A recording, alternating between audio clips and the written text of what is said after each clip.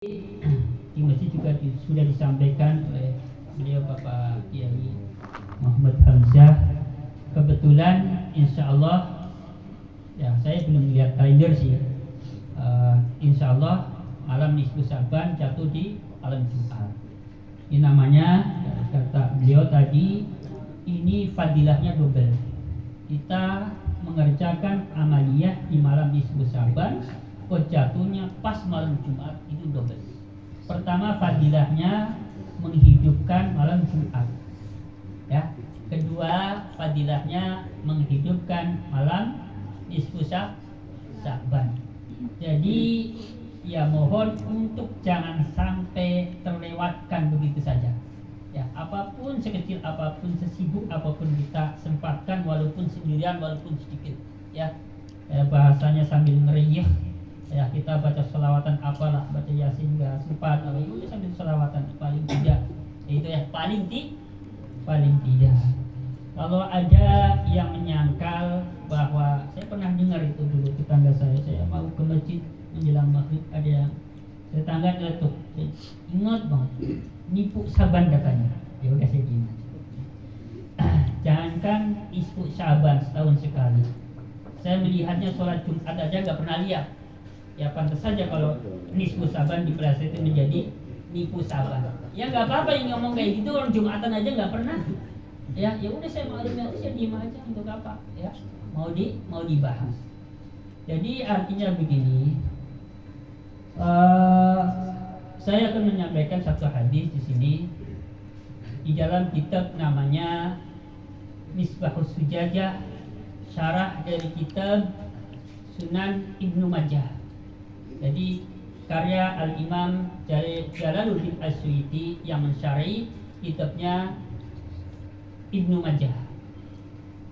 Langsung saja, Rasulullah SAW bersabda, Innallaha la yattali'u fi lailatin nisfi min Sya'bana fayaghfiru li jami'i khalqihi illa li musyrikin aw musyakhinin. Jadi kata Nabi, sesungguhnya Allah Ta'ala itu turun ke langit bumi pada malam nisfu Sya'ban. Kemudian Allah memberikan ampunan kepada seluruh makhluknya, kecuali yang pertama pelaku kemusyrikan, yang kedua pelaku musyahinin.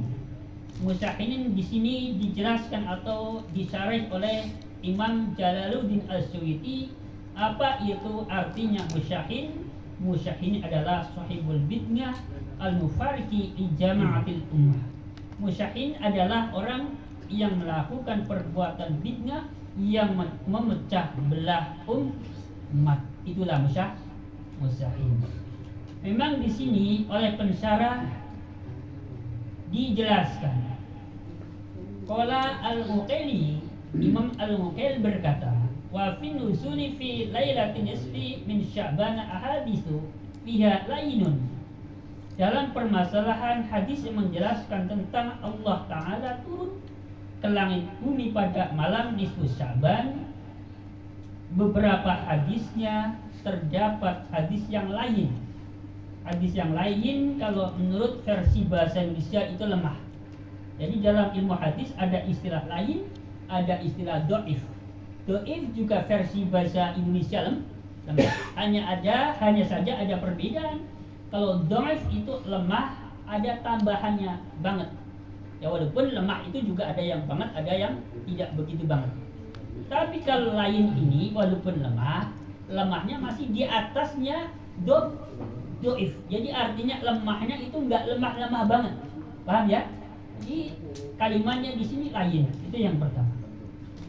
Wa riwayatu fi nuzuli fi kulli lailatin ahaditsu tani sabitatun sihatun. Dan riwayat yang menjelaskan tentang turunnya Allah ke langit bumi pada setiap malam itu hadisnya sahih. Ya, saya ulang lagi. Hadis yang menjelaskan bahwa Allah setiap malam turun ke langit bumi itu hadisnya semua sahih. Hadisu tsabitatun sihahun, hadis-hadisnya sahih. Ya. Fa lailatul nisfi min Sya'bana dakhilatun fiha. Adapun malam nisfu Sya'ban ya termasuk di situ. Jelas ya? Seandainya hadis yang memuat kalimat nisfu Sya'ban ini dhaif, oke lah, nggak apa-apa. Tapi kan ada hadis lain yang sahih yang menyatakan setiap malam itu Allah turun. Ya termasuk nisfu Sya'ban dong. Iya nggak? Coba kita, ya, ayo kita sama-sama pikirkan bareng-bareng ini. Ya, udah kita akui saja, kita terima saja kalau hadis yang menjelaskan tentang Allah turun ke langit bumi pada malam nisfu Sya'ban ini hadisnya dhaif. Udah kita terima. Tetapi kan hadis yang menjelaskan tiap malam Allah turun ke langit bumi itu hadisnya sahih. Nah, malam nisfu Sya'ban ya masuk di dalam kalimat itu.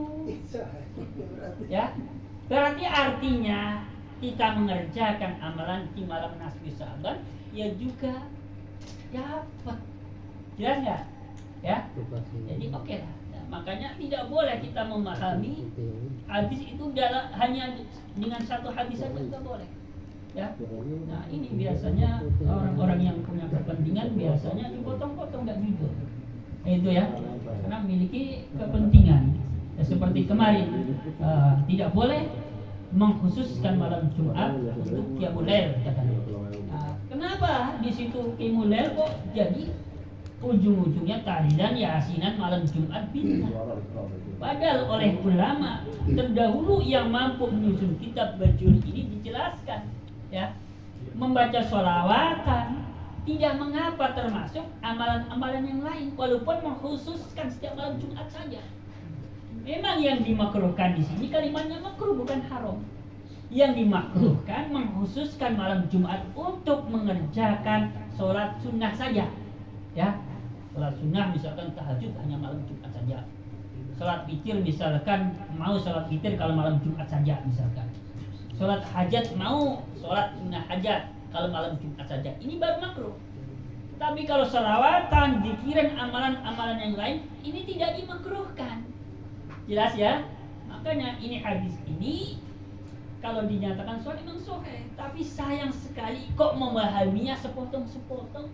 Bahkan ada istilahnya, ada kesan ini disalahgunakan untuk apa? Menyerang amalan-amalan yang menurut mereka itu nggak sepaham, nggak sejalan. Nah, ini namanya tanda ketidakjujuran menurut saya, nggak fair. Kalau saya kan menyampaikan sesuatu, saya usahakan fair. Ya oke lah. Saya akui memang dari sisi sini doif atau apalah.